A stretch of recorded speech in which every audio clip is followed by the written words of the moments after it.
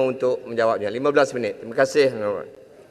Pengerusi, Datuk boleh Pengerusi. saya minta yang isu-isu Macam mana- yang kami bangkit di ucapan kami tadi itu dijawab secara bertulis. Ya, saya mau pengesahan bahawa soalan-soalan lain yang belum dijawab oleh Yang Berhormat Menteri tadi akan dijawab secara Jawab bertulis. bertulis, Boleh 5 kita ada hari. soalan? Assalamualaikum warahmatullahi wabarakatuh bertulis, 5 dan hari selamat bekerja. petang. Dan bila akan diterima? 5 hari bekerja. Terima kasih. Silakan Yang Berhormat Menteri. Alhamdulillah, summa alhamdulillah. Yang saya kasihi Tan Sri Yang Dipertua, saya nak menjawab tentang daripada wakil Jerai yang ada sini, Tampin, membangkitkan isu peruntukan di bawah butiran P06 03400 di bawah tajuk Kompleks Latihan Islam Tahfiz yang menurun sehingga 2 juta.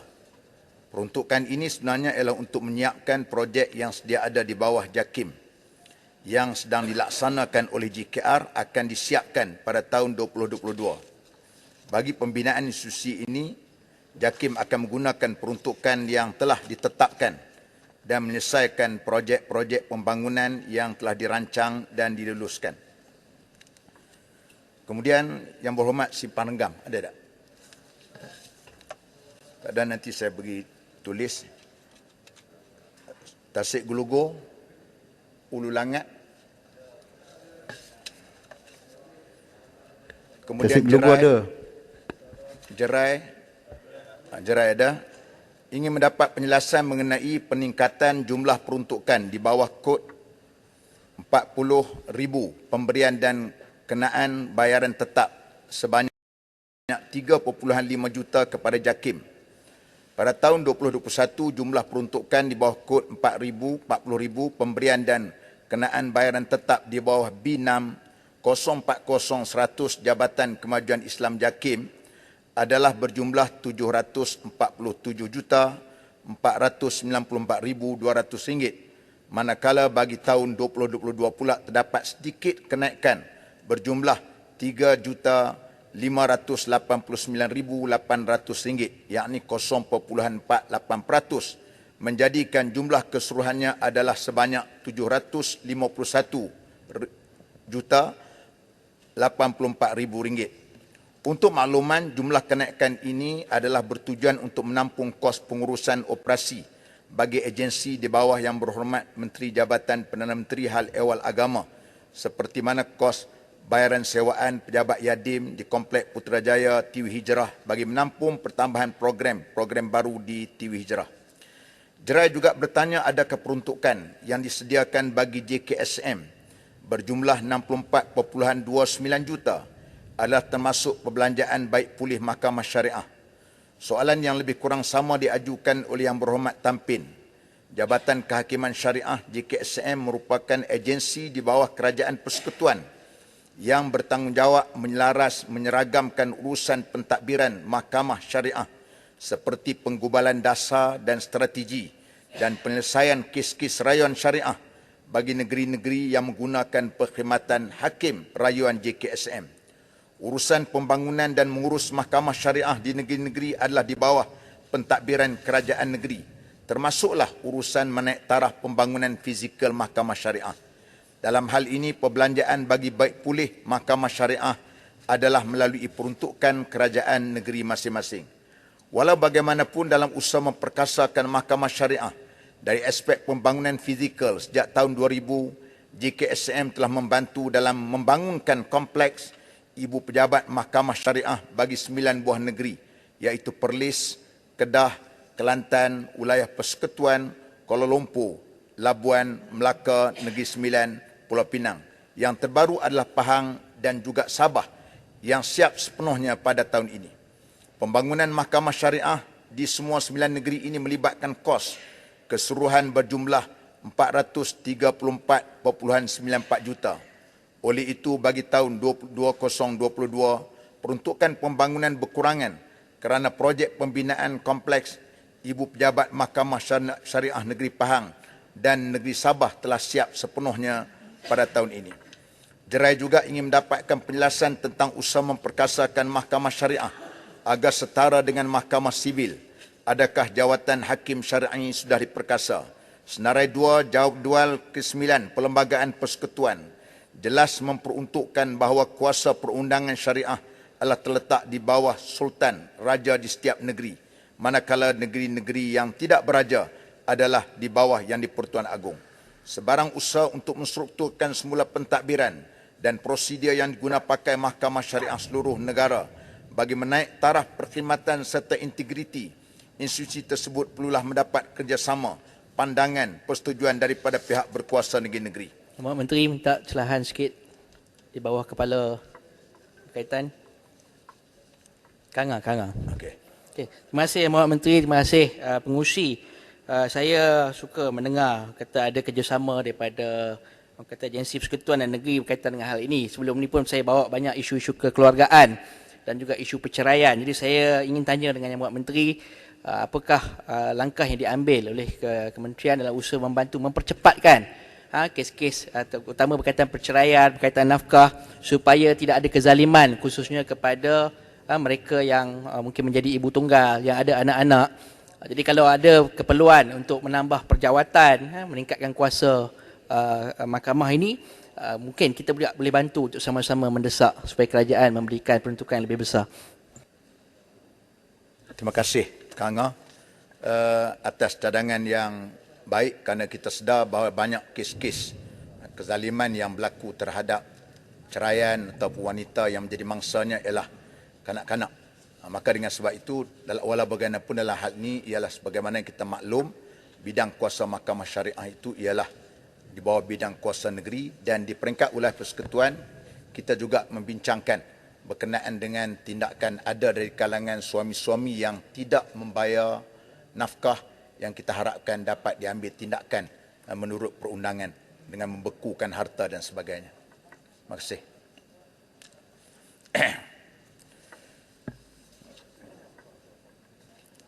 YB Jerai dan Kuantan juga bertanya mengenai status penyerapan guru kafa.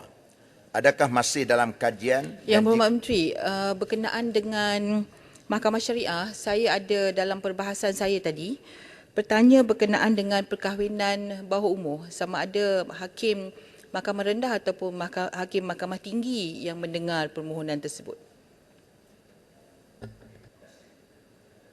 Ini ada jawapan dia. Yang Berhormat Jerai dan Kuantan juga bertanya mengenai status penyerapan guru kafa. Adakah masih dalam kajian, dan jika masih dalam kajian, berapa tempoh masa ditetapkan? Buat pengetahuan Dewan Yang Mulia, JAKIM telah mengadakan beberapa sesi rundingan dengan agensi persekutuan berhubung perkara ini. Maklum balas yang diberikan oleh agensi-agensi berkenaan ialah beberapa perkara yang melibatkan aspek perkhidmatan guru kafa seperti deskripsi tugas. Yang keduanya penetapan jumlah jam mengajar. Yang ketiganya kelayakan guru untuk dilantik. Dan keempatnya premis yang kondusif perlu diselesaikan terlebih dahulu sebelum perkara ini boleh dibawa untuk pertimbangan. Selagi perkara yang membabitkan aspek perkhidmatan seperti yang dinyatakan tadi tidak diselesaikan, maka sukar untuk agensi berkenaan memberikan pertimbangan untuk menyerapkan guru-guru ini ke jawatan tetap. Contohnya di Negeri Sembilan, dia pengajian kafah hanyalah 4 hari. 5 hari pula di Selangor, Melaka, Johor, Perak, Pulau Pinang, wilayah persekutuan. Dan daripada tahun 1 hingga tahun 6 yang melibatkan Johor, Melaka, Negeri Sembilan, Kelantan, Perak, Perlis, Pulau Pinang, Sarawak,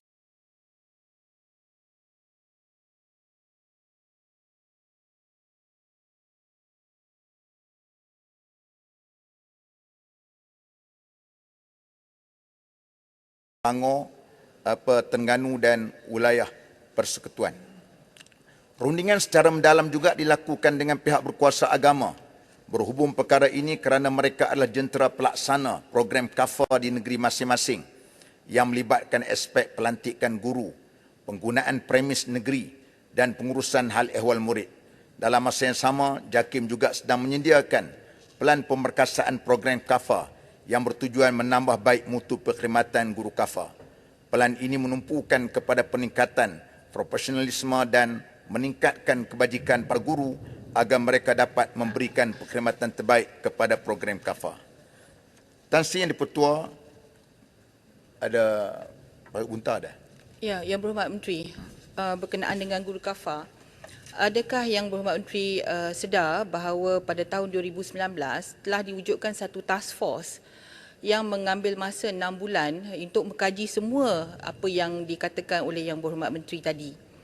Task force ini sudah pun meneliti segala apa yang dikatakan oleh Yang Berhormat Menteri tadi berkenaan dengan jumlah hari belajar, premis. Malah ketika itu Kementerian Pendidikan bersetuju untuk menggunakan premis sekolah ya untuk diadakan KAFA 5 hari seminggu dan kemudian diadakan pilot project berperingkat-peringkat. Ya, pilot project untuk beberapa negeri pada permulaannya dan beberapa sekolah supaya boleh dikaji bagaimana program kalau orang kata the best practice lah ya untuk pendidikan KAFA ini dengan negeri-negeri yang sedia mengambil memberi kerjasama. Sepatutnya Yang Berhormat Menteri, kalau Yang Berhormat Menteri mahu lebih lanjut, saya sedia untuk berjumpa dan berbincang kerana itu sudah pun ada laporan-laporan daripada task force, special task force tersebut. Terima kasih. Terima kasih Kuan Tan. Sebenarnya memang saya telah pun diberi taklimat. Ini ada lebih kurang 22 muka surat yang telah pun dibentang bincang secara detail berkenaan dengan pelaksanaan KAFA ini sebenarnya. Dan dia apabila menimbulkan ialah apabila melibatkan soal keuangan, maka tentulah dia fikirkan ialah dari segi kontak awal, mengajar, deskripsi tugas dan sebagainya, bukan saja soal premis. Dan insyaAllah kita cuba lagi untuk membincang dengan pihak yang bertanggungjawab terutama melibatkan keuangan ini untuk memastikan perkara itu boleh kita laksanakan. Dalam perbahasan saya menyatakan bahawa tidak disebut dalam bajet 2022. Maksudnya memang tak adalah dalam 2022 tu penyerapan ke dalam contract of service ya, seperti yang apa pun memang tak ada dalam bajet. Jadi itulah saya harap pihak Yang Berhormat Menteri sungguh-sungguh ya untuk melaksanakannya. Bagaimana nak laksanakannya kerana memang kalau tak ada dalam bajet memang tak boleh dilaksanakan. Jadi kalau kita nak tengok 2023 pula baru boleh nak laksanakan. Itu pun kena sungguh-sungguh ya untuk menyerapkan dalam contract of service. Terlalu lama sangat dah Yang Berhormat Menteri mereka Wabi. ini. Apa orang kata? Wabi, saya rasa Wabi Menteri dah jawab. Ya. Dialah masalah.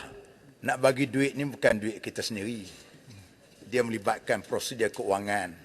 Maka tentulah kita lihat dalam hal-hal seperti begini memerlukan mengikut peraturan-peraturan.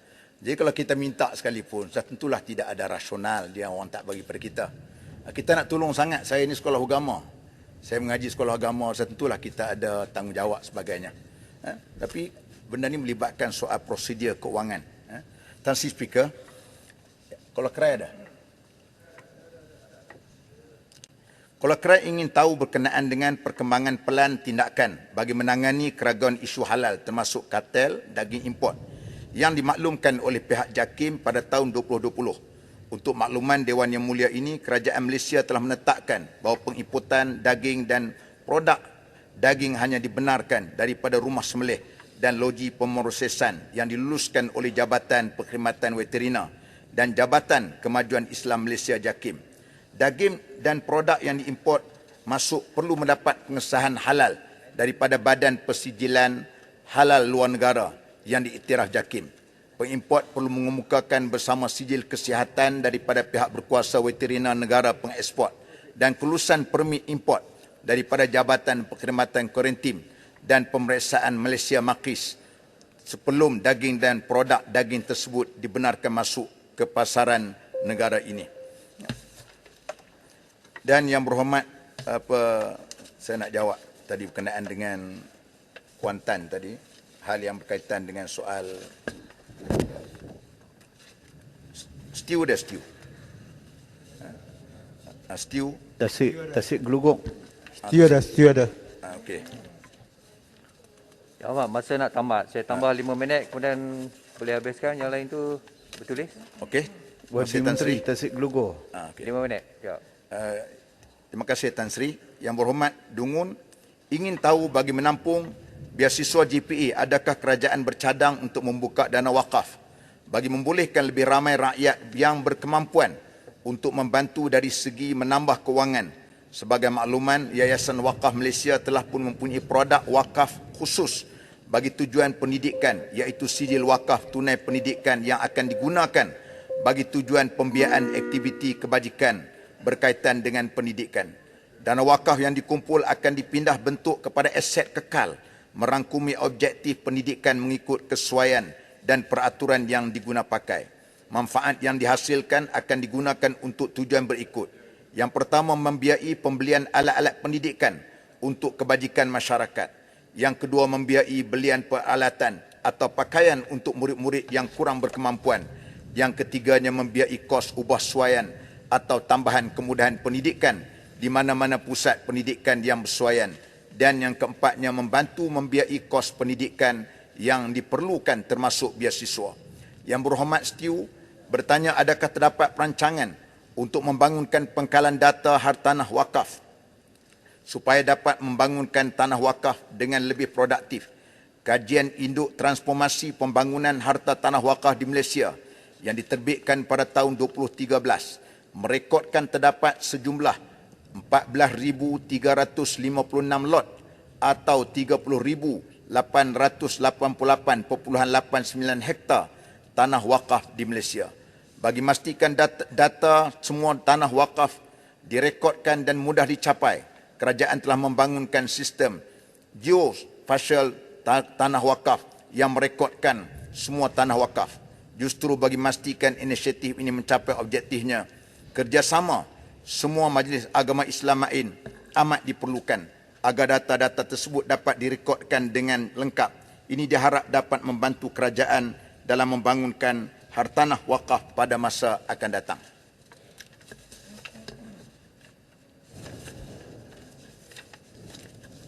Tasik Gelugor, Majlis Peguam Syar'i. Yang berhormat Kuantan juga mengenai peruntukan untuk melatih hakim bagi mendengar permohonan kes-kes perkahwinan di bawah umur, sama ada hakim mahkamah rendah atau hakim mahkamah tinggi yang mendengar permohonan perkahwinan bawah umur. Pelaksanaan latihan untuk hakim-hakim syar'i berkenaan pengendalian kes-kes permohonan berkahwin di bawah umur adalah termasuk dalam peruntukan yang diterima oleh JKSM, dan latihan berkenaan juga termasuk dalam senarai perancangan latihan JKSM 2020 berdasarkan arahan amalan Mahkamah Syariah nombor 4 tahun 2019. Kes-kes permohonan berkahwin bawah umur akan didengar oleh Hakim Mahkamah Tinggi Syariah. Tasik Gelugor yang bertanya berkenaan dengan hal yang berhubung kait dengan soal majlis peguam. Ya, Majlis Peguam Syar'i. Majlis Peguam Syar'i. Okey. Sebenarnya kita sekarang ni dalam proses sudah pun dibincang melalui jawatan kuasa teknikalnya untuk menyusun berkenaan dengan aturan-aturan berkenaan dengan apa hal yang akan dilaksanakan untuk wilayah persekutuan. Yang keduanya berkenaan dengan hal berhubung kait majlis peguam syar'i, maka ia memerlukan kepada dana dan sebagainya, dan insya-Allah perkara itu kalau dia dapat dilaksanakan maka kita akan memohonkan peruntukan ataupun tidak tahun ini ataupun tahun akan datang. Terima kasih. Terima kasih Tan Sri. Terima kasih Yang Berhormat Menteri, Yang Berhormat semua. Masalah ialah bahawa wang sejumlah RM6 bilion